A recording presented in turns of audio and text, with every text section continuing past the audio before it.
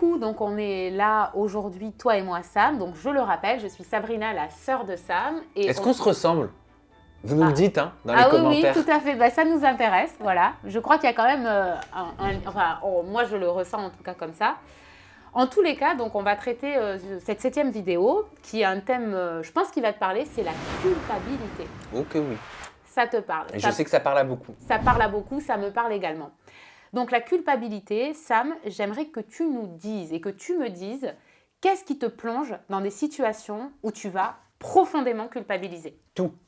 Ok. Tout. Alors, allez, au niveau... t'es un cas d'école, hein, c'est Oui, super. oui, hein. oui. Bon, ok. Au niveau personnel, par exemple, quand maman va m'appeler, Mhm. mais que je suis occupé, surmené, je ne peux pas le faire, je ne peux pas répondre parce que j'ai autre chose à faire, eh ben, je ne réponds pas. Tout de suite après, 30 secondes après, je culpabilise automatiquement. Voilà. D'accord. Et résultat, j'appelle, mais résultat, je suis un peu... T'es énervé. J'ai l'impression d'être un peu désagréable alors que... Et forcément, parce que du coup, qui dit culpabilité dit notion, j'allais dire, comme une obligation. En fait, c'est une obligation. J'allais parler de dette et de sacrifice, mais tu vas comprendre. En fait, c'est cette obligation que tu te mets sur tes épaules à devoir à tout prix appeler maman. Parce que tu te dis, elle va s'inquiéter ou je ne suis pas disponible, mais au final, tu n'es vraiment pas disponible, on est d'accord? Oui. Donc, en fin de compte, tu culpabilises de, j'allais dire faire ou de ne pas faire cette action de téléphoner, alors qu'au final, tu es en indisponibilité Oui. à cet instant T. Oui. Donc, ça serait peut-être intéressant, je t'ouvre une fenêtre, d'accepter que tu es indisponible. Donc, on est toujours sur l'acceptation. Donc, accepter, je ne peux pas là maintenant, ça ne veut pas dire que tu ne le feras pas plus tard. Et à la limite, cette culpabilité-là, c'est aussi peut-être parce que tu vas t'inquiéter, mais tu vas faire des projections. Mais à la limite, les autres, essaie de les mettre de côté, si je peux me permettre. Essaie de te concentrer sur toi, parce qu'on a tendance à penser aux autres. Oh là là, je me culpabilise, mais derrière cette culpabilité, il y a quoi? Qu'est-ce que tu dirais? Qu'est-ce qu'il y a derrière cette culpabilité?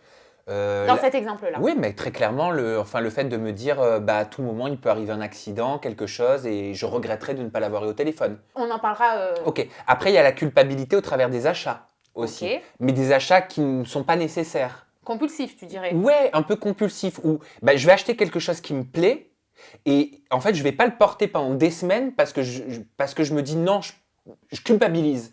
Il De l'avoir acheté alors que tu n'en avais pas besoin presque. Peut-être. Peut-être. Ok. Après, il y a la culpabilité aussi dans le milieu professionnel.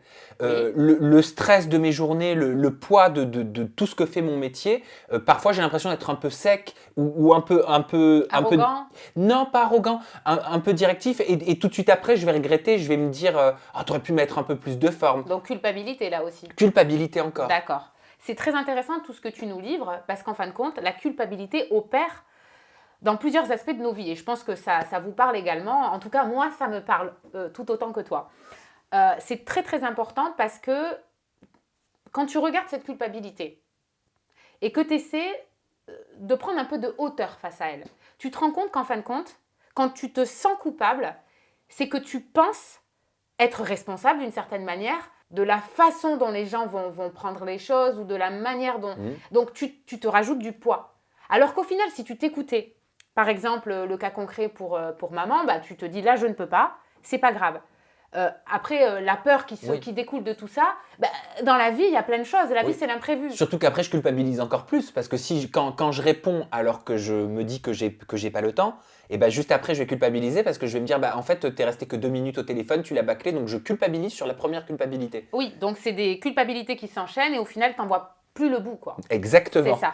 Je crois que c'est pareil dans le boulot, ce que tu as dit, ou même dans la vie privée, c'est qu'au final, quand on ne s'écoute pas, encore une fois, on s'oblige des fois à faire des choses où je crois qu'il faut aussi accepter qu'il y a des moments où on n'est pas forcément bien. Et peut-être le dire, peut-être pour désamorcer, dire par exemple au travail, tu prenais l'exemple, quand tu te sens pas la bonne manière ou quoi, dire excusez-moi, voilà, là, je suis pas dans mon assiette ou je suis fatiguée, essayer d'en parler, de le désamorcer, ça évitera peut-être la culpabilité à le ressentir. Le fait de mettre des mots, c'est très important de mettre des mots. Ou d'envoyer un message, par exemple, de dire « je ne suis pas disponible, on s'appellera à un autre moment ». Il faut respecter, j'allais dire, ce que l'on vit et ce que l'on veut aussi. Et si on ne s'écoute pas dans ses besoins, forcément la culpabilité, elle arrive. Mais est-ce qu'elle est toujours liée aux autres, la culpabilité? Parce que là, tu vois, j'ai donné un exemple par rapport au travail, par rapport à maman, par rapport... En général, ce qui est relié aux autres nous renvoie à nous, mais tout. Donc ça te renvoie à toi. Ça te renvoie à des peurs, à des croyances. Qu'est-ce qui se passe quand tu te sens coupable? Qu'est-ce que tu ressens, toi? Du mal-être, Pourquoi? des regrets, Ok. de... Oui, je suis pas bien. Ouais, je saurais pas comment l'expliquer, mais je suis pas bien après avoir culpabilisé. Oui, parce que tu t'es encore une croyance qui te dit je dois être comme ci, je dois faire ci, sinon je ne suis peut-être pas une bonne personne. En fait, il n'y a pas de bonne ou de mauvaise personne. C'est très important ce que je vais dire là, parce qu'au final, c'est juste qu'on est traversé par des états, qu'il y a des moments où on va être moins disposé que d'autres, d'autres moments on va être plus dans l'accueil, et l'accepter, s'écouter, et ça évite beaucoup la culpabilité, ou le jugement, ou tout un tas d'autres choses. Hein. Et c'est quoi cette histoire de sacrifice et de dette dont tu parlais? Eh ben, c'est ce qui, j'allais dire, se perpétue souvent dans les familles. On se sent dans l'obligation d'eux. Donc de cette notion très grande de sacrifice ou de dette familiale ou de dette en général dans un couple. Oui, c'est un bon exemple, le couple. Comme si on était obligé de répondre aux besoins de l'autre. Mais on n'est pas obligé de répondre aux besoins de l'autre. La seule obligation que nous avons, c'est même pas une obligation, c'est, j'allais dire, c'est un devoir. C'est vraiment de répondre à ses propres besoins. On ne peut pas être quand on est dans le sacrifice, on n'est pas dans le cœur. On est vraiment dans des peurs. C'est des peurs, hein, le sacrifice, puisque derrière, ça génère pas mal de choses. On ne peut pas se sacrifier, c'est pas possible. Et c'est pourtant dans un couple, on se sacrifie beaucoup. Et on dit souvent, on nous apprend et on entend tout le temps, un couple, c'est des sacrifices. Ah ben, ça fait partie encore d'une croyance qui, à mon sens, est erronée. Puisqu'au final, moi j'allais dire une autre formulation, c'est des compromis sans compromission.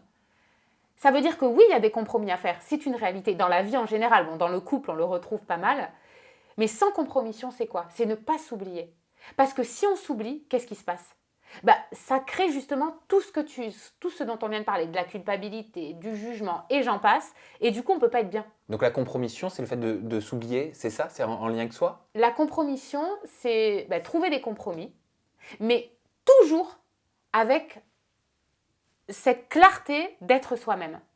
Ne pas se perdre de vue. Dès lors où on se perd de vue, forcément, ça génère tout un tas de choses derrière et ça devient compliqué. Et donc, qu'est-ce qui peut nous faire sentir qu'on se perd de vue? Est-ce que c'est justement quand on a ce sentiment de culpabilité? Tout à fait, c'est une alerte. J'allais dire oui, c'est un SOS. Quand on est dans des postures de culpabilité récurrentes, alors ça peut arriver ponctuellement, mais après on arrive à transformer et à se dire ok, là je suis dans cette culpabilité-là parce que je ressens ça, mais je me rapproche de moi. Donc si je me rapproche de moi, du coup je comprends que je ne suis pas coupable. Ok. Et quand on a cette alerte de culpabilité qui arrive, comment la contourner? Comment aller de l'avant pour se dire ah, j'ai cette alerte, je sais que je culpabilise, que c'est donc dû à ce que tu viens de nous expliquer avant, une histoire de dette, de sacrifice, envers les autres ou envers soi-même. Comment on contourne ça? Ça passe par cette écoute, encore une fois, profonde. Tout passe par soi, en fin de compte. Quels que soient les sujets que nous traitons, ça passe par soi. Et pour s'entendre, c'est important justement de s'isoler parfois.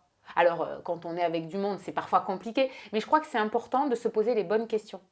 Pas celles qu'on croit être les bonnes, qu'on nous a dit, toutes ces croyances, mais vraiment se recentrer sur soi et sur ce qui est important pour nous.